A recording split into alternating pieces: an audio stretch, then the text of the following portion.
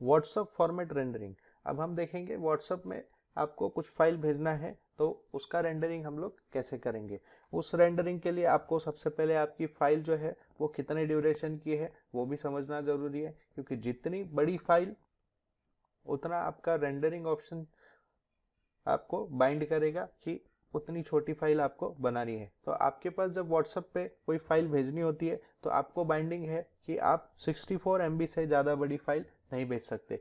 फिर उसका size duration क्या है उससे उसको कोई मतलब नहीं है, मतलब है तो सिर्फ आपकी फाइल 64 MB से कम होनी चाहिए।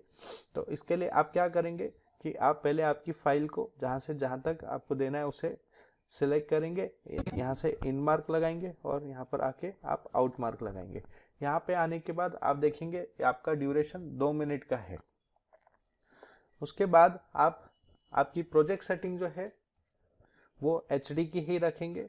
एचडी की प्रोजेक्ट सेटिंग पे डबल क्लिक करेंगे, उसके बाद में आप F11 प्रेस करेंगे आपके कीबोर्ड पर। F11 प्रेस करने के बाद आपको H.264 ABC का ऑप्शन सेलेक्ट करना है। H.264 सेलेक्ट करने के बाद राइट साइड में ऑप्शन है प्ले स्टेशन पोर्टेबल। आप प्ले स्टेशन पोर्टेबल का ऑप्शन सेलेक्ट करेंगे और export between in out mark का चेक मार्क यहाँ पर लगा के रखेंगे। इतना सिलेक्शन होने के बाद में आप यहाँ से एक्सपोर्ट में जाएंगे। एक्सपोर्ट में जाने के बाद में आप पाथ डिसाइड करेंगे कि आपकी फाइल आपको कहाँ पर सेव करनी है। वो फोल्डर ऑप्शन इसको देंगे, उसके बाद आप फाइल का नाम देंगे यहाँ पर। उसके बाद में आपको यहाँ पर ध्यान देना होगा कि आप यहाँ पर क्या सेटिंग्स चेंज करेंगे। तो यहाँ देख सकते हैं आप 640, 480 फ्रेम साइज और एवरेज दो ऑप्शन आपके पास में है। तो आपका फाइल जितना छोटा रहेगा आप यहाँ से बीट रेट उतना रखेंगे ज़्यादा। अगर आपके पास 1 मिनट की फाइल है तो आप 2M का बीट रेट रख सकते हैं और साइज भी इसका 640, 480 रख सकते हैं, जिससे कि आपकी फाइल जो है अप्रोक्सीमेट 1 मिनट की फाइल जो है वो बनेगी आपकी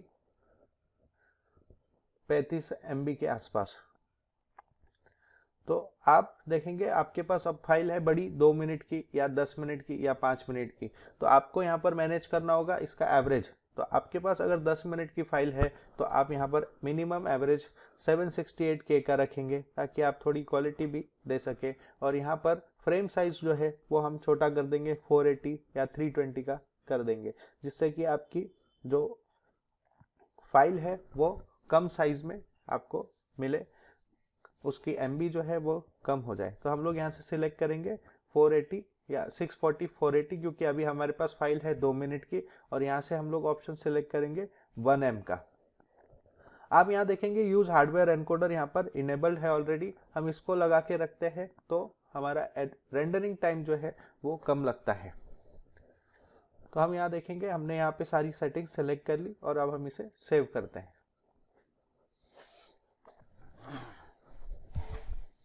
आप देखेंगे यहाँ पर रेंडरिंग हो रहा है। आपका ये 2 मिनट का फाइल है जिसको ये 50 सेकेंड ले रहा है रेंडरिंग होने के लिए। हार्डवेयर एनकोडर एक्टिवेट रहने के बाद, अगर हार्डवेयर एनकोडर एक्टिवेट नहीं होता है तो ये रेंडरिंग का टाइम आपका डबल हो जाएगा। हम लोग विदाउट हार्डवेयर रेंडरिंग ऑप्शन को एक्टिवेट किए बगैर भी एक रेंडरिंग करके देखेंगे। 15 सेकेंड्स और लगेंगे। इसके बाद हम तीनों फाइल का साइज भी चेक करेंगे।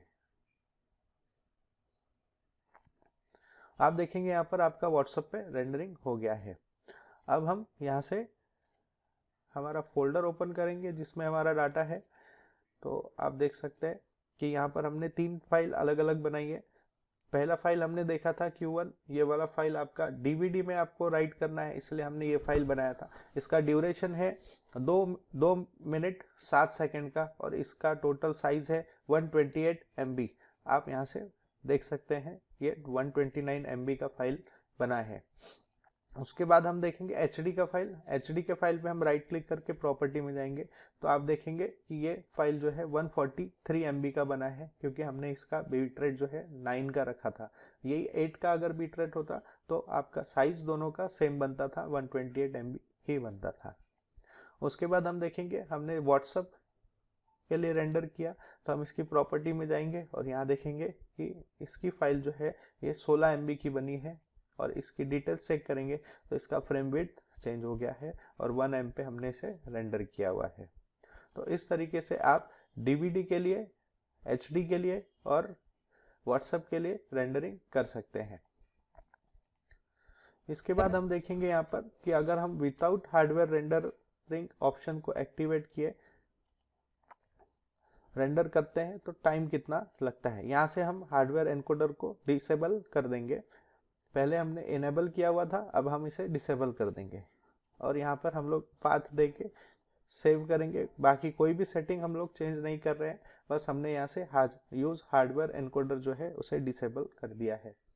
हम इसे सेव करेंगे।